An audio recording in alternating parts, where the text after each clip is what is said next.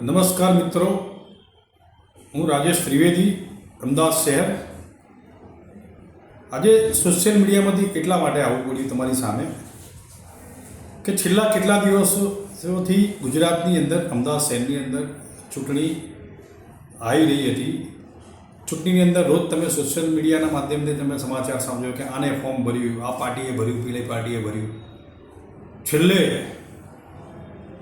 જે લોકશાહી પર્વ કહેવાય, ચૂંટણી એટલે લોકશાહી પર્વ કહેવાય, એ પર્વની અંદર જ્યારે જનતા, પ્રજા વોટ આપે છે, મત આપે છે, એ મતથી જનપ્રતિનિધિ ચૂંટાય છે. જનપ્રતિનિધિ અંદર વર્તમાનમાં ચાલતી સરકાર, વિરોધ પક્ષ અને અન્ય પક્ષવાળા હોય છે. પણ છેલ્લા 2014થી આપણે દેખતા આવ્યા છીએ ગુજરાતની અંદર, અમદાવાદ શહેરની અંદર. આમ તો 2001ની સાલથી આપણે જોતા આવ્યા છીએ કે જે વર્તમાન પરિસ્થિતિમાં જે સરકાર ચાલી રહી છે એ 2014ની અંદરથી એ લોકોએ લોકશાહી જેવું કંઈ રાખ્યું નથી. કારણ કે આપણને એટલું દુઃખ થાય કે છેલ્લા 2 દિવસથી મેં સમાચારમાં જોયું કે ભાઈ ભારતીય જનતા પાર્ટી બિનહરીફ જીતી. કઈ રીતે બની શકે અને કેમ બની શકે? જે લોકો સામાન્ય વ્યક્તિથી લઈને કોઈ બી પક્ષવાળા હોય, પક્ષવાળા હોય કે કોંગ્રેસવાળા કે ભાજપવાળા હોય, તો ભાજપવાળા લોકોએ કદી એ લોકોના ફોર્મ રિજેક્ટ નથી થતા, એ લોકોના ફોર્મ પાછા ખેંચાતા નથી. બીજા અધર પક્ષવાળાના ફોર્મ કેમ ખેંચાય છે? તો હું પ્રજાને એક જ વસ્તુ કહું છું, જે લોકો બચ્યા છે, અપક્ષ, જેને જે પક્ષ ગમતો એનું એમ નહીં કહું કે આ પક્ષ, આમ આદમી પાર્ટીને વોટ આપો કે કોંગ્રેસને આપો કે બીજેપીને આપો. હું ખાલી એટલું કહીશ, તમારો જે મત અધિકાર છે સારા વ્યક્તિને આપજો, જોઈને આપજો, જે દિવસ રાત તમારી સાથે ફરતું હોય, જે તમારું કામ કરી શકતું હોય. કારણ કે સોશિયલ મીડિયામાં મેં એક વસ્તુ એવી અમુક સોસાયટીમાં બોર્ડ મારેલા છે કે ભારતીય જનતા પાર્ટીએ અહીંયા આવું નહીં વોટ માગવા. પણ તમે લોકો એવું ભલે કહેતા એ બહુ સારી વસ્તુ છે લોકશાહીની અંદર, પણ તમે જે દિવસે ચોખ્ખું એવું બોલો કે ભાઈ ભારતીય જનતા પાર્ટી ઉપર બીજી એવું લખો કે બીજા પક્ષવાળા આવું, અને જે અમારું કામ કરતું હોય એની જોડે 100 રૂપિયાના સ્ટેમ્પ ઉપર લખાવો કે 5 વર્ષમાં ભાઈ તમે જે 4 ઉમેદવારો છો, અમારા આટલા કામ કરશો, અમે તમને અડધી રાતે ફોન કરીશું તો તમારે આવવું પડશે. કારણ કે વોટની કિંમત છે અમારા, અમે તમને મત આપીએ છીએ તો તમે અહીંયા કોર્પોરેટર કે નગરસેવક કે ધારાસભ્ય બનો છો. જો તમારામાં તાકાત હોય તો 100 રૂપિયાના સ્ટેમ્પ લખીને આપો મને, અમે તમને જ વોટ આપીશું અને તમને જ તમારી જ પાર્ટીને તમને જ જીતાડીશું. કારણ કે પક્ષાપક્ષી રહી નથી, વ્યક્તિગત થઈ ગયું છે. અને ભારતીય જનતા પાર્ટી કોઈ માજા મૂકી નથી. લોકશાહીની આ તાનાશાહી ચાલી રહી છે, ઠોકશાહી ચાલી રહી છે, ગુંડાગર્દી ચાલી રહી છે. સરકારી કર્મચારીઓને આગળ કરે છે, પોલીસ કર્મચારીઓને આગળ કરે છે. એસઆઈની અંદર કેટલાના નામો ગાયબ કરી દીધા છે. અમુક સોસાયટીઓમાં આખા ફ્લેટોના નામ હોય છે. અમે એક ઘરનું નામ નથી, એક પરિવારનું નામ નથી હોતું. એનો જવાબ કોણ આપશે? ચૂંટણી કમિશન આપશે? 5 વર્ષની અંદર જેમ પ્રજાને છેલ્લા 2014થી આ સરકારે જે પરંપરા ચાલુ રહી છે, નરેન્દ્રભાઈ એમ કીધેલું કે હું ભ્રષ્ટાચાર નાબૂદ કરી, પણ છેલ્લા 2014થી આ સરકારે પ્રજાને હંમેશા લાઇનમાં જ ઊભી રાખવાની પરંપરા ચાલુ રાખી છે. 2017ની અંદર નોટબંધીમાં પ્રજા લાઇનમાં ઊભી રહી. કોઈ નેતા કે કોઈ ઉદ્યોગપતિ જે એમના મંતવ્ય એક બી લાઇનમાં આવ્યો તો મને બતાવો એનું એક રૂપાંતર કે આ અમારો ધારાસભ્ય લાઇનમાં પડ્યો નોટ બદલાવવા માટે. એ બી નથી, એ હજુ પત્યું નથી. 2022ની અંદર વિશ્વવ્યાપી જે બી કોઈ કે કાલ્પનિક કોરોના, એની અંદર બી આ પ્રજાએ ભોગવ્યું છે. ગુજરાતની પ્રજાએ રેડમિશનની લાઈનો, બેડની લાઈનો, એ બધી આ પ્રજાએ ભોગવી છે. હવે સમય આવી ગયો છે આ પરંપરા તોડવાનો.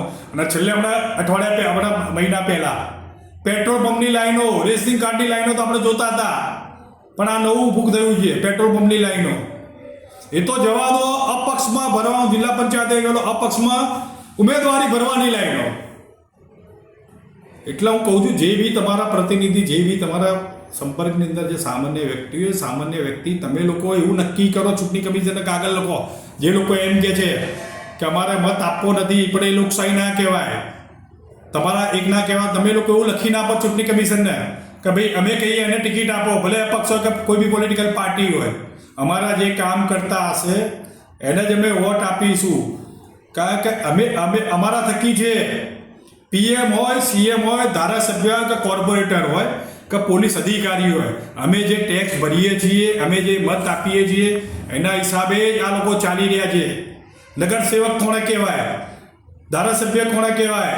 જે ગાડીઓમાં ફરવા માટે નથી, પ્રજાના કામ કરવા માટે છે. જનપ્રતિનિધિ લોકો ચૂંટણીની પ્રક્રિયાની અંદર ચૂંટીને લાવે છે. 5 વર્ષમાં અત્યારે હું જોઉં છું ક્લિપો કે 5 વર્ષે આજે દેખાય. અરે દોડાવો સલાહોને, તો એમને ખબર પડવી જોઈએ અને બહિષ્કાર કરો કે અમારા પાર્ટીને વોટ નહીં અને અમારા પાર્ટી આવું ના જોઈએ. જે જગ્યાએ એનું જે મૂક્યું હોય પાર્ટીની અંદર ચોખ્ખું ચૂંટણી કમિશનમાં જઈને એનો ઘેરાવો કરો કે ભાઈ આ પાર્ટીવાળા તો જીતીએ જ નહીં, તો ખરી લોકશાહી એને કહેવાય. બાકી અત્યારે જે ન્યૂઝ ચાલી રહ્યા છે કે આ લોકોના ફોર્મ ખેંચાય, આ લોકોના ભારતીય જનતા પાર્ટીનું એક બી ફોર્મ ખેંચાય ને એનો મને જવાબ આપો. બરાબર છે કે ભારતીય જનતા પાર્ટીના એક બી ઉમેદવારના ફોર્મ ડિસ્ક્વોલિફાઈ નથી થયા કે ઉમેદવારને ખેંચવામાં નથી આવ્યા. એવું તો શું કર્યું જાદુ? હું કોંગ્રેસનો પક્ષ નથી લેતો, હું લોકશાહીનો પક્ષ લઉં. અને જો તમારામાં દમ હોય, 56 ઇંચની છાતી હોય તો બધાને લડવા દો ને. શું કામ ફોર્મ રિજેક્ટ કરો છો? નિખાલસ ભાવથી લડો ને. કેમ નથી લડતા? બતાવો તમારું.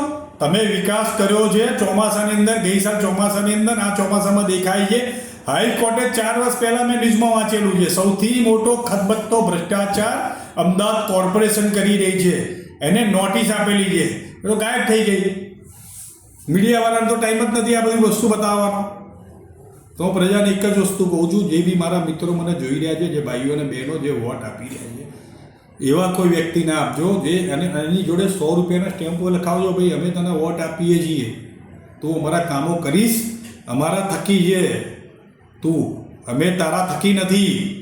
અને આ વખતે ખરેખર જવાબ આપવાની જરૂર છે. તો આ ઉમટી કુંભકર્ણની સરકાર જે ચાલી રહી છે, ખતબત્તો ભ્રષ્ટાચાર ચાલી રહ્યો છે આ ચાલુ સરકારની અંદર, તે નાબૂદ કરવું પડશે. પહેલાં એવું કહેતા હતા કે અમે લોકો આવીશું ત્યારે ભ્રષ્ટાચાર ખતમ કરીશું. તમારા રાજની અંદર તો ભ્રષ્ટાચાર 100 રૂપિયામાં થતો આજે લાખો રૂપિયાનો થઈ ગયો છે. સત્તા પ્રજાનું કામ કરતા રહો. હું ભાજપને કહું છું, ભારતીય જનતા પાર્ટીના કાર્યકર્તાઓને કે પ્રજાના કામ કરતા રહો. ખોબે ખોબે વોટ આપેલે આજ પ્રજા નેપાળવાળી ના કરે. પ્રજા ધારે અને રાજા બનાવી શકે છે અને રંગને બનાવી શકે છે. એટલે મહેરબાની કરીને જે બી મિત્રોએ પોતાનું એક જ કિંમતી અને પવિત્ર મત, આવું બોલવામાં આવ્યું છે, અને ચૂંટણી કમિશનમાં તમે લખીને આપજો કે ભાઈ આ રીતે આ પાર્ટી એમને નથી. જેમ પ્રજાને દંડ કરે છે, જે 5 વર્ષમાં જે કામ ના કરે તો એ લોકોને દંડ કરો અને એને સસ્પેન્ડ કરો. જય હિન્દ, જય ભારત, વંદે માતરમ, ભારત માતા કી જય.